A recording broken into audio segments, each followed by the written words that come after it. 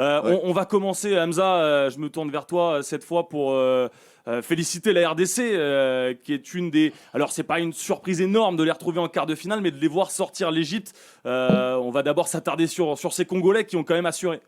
Bah, disons que c'est déjà une surprise de les retrouver à ce niveau, puisqu'on rappelle qu'au moment où le sélectionneur Sébastien Desabre arrive à la tête de cette RDC, la République démocratique du Congo est dernière de sa poule de qualification avec, je crois, 2 défaites lors des 2 premières journées. On parle de qualification en 6 journées, dans un groupe extrêmement compliqué avec le Soudan, le Gabon et la Mauritanie, me semble-t-il.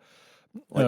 Finalement, ils parviennent à renverser, ce qui n'était pas chose aisée pour la RDC de se retrouver. Ce n'était même pas prévu lorsque De Sabre signe en tant que nouveau sélectionneur des Léopards. L'objectif Coupe d'Afrique 2023 n'est absolument pas prévu ni par la fédération, ni par Sébastien De Sabre lui-même. Finalement, les résultats ont fait que on retrouve cette RDC en Coupe d'Afrique des Nations.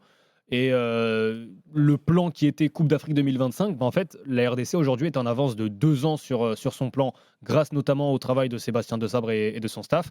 Et on a vu aujourd'hui que déjà, il y a eu un premier tour extrêmement intéressant avec, dans le contenu tout du moins, parce qu'effectivement, ça n'a pas été concrétisé par cette victoire, mais le match face au Maroc, il est très sérieux. Le match face à la Zambie, il y a un partout, mais le but de la Zambie arrive sur une erreur et derrière, il domine quand même assez largement le match.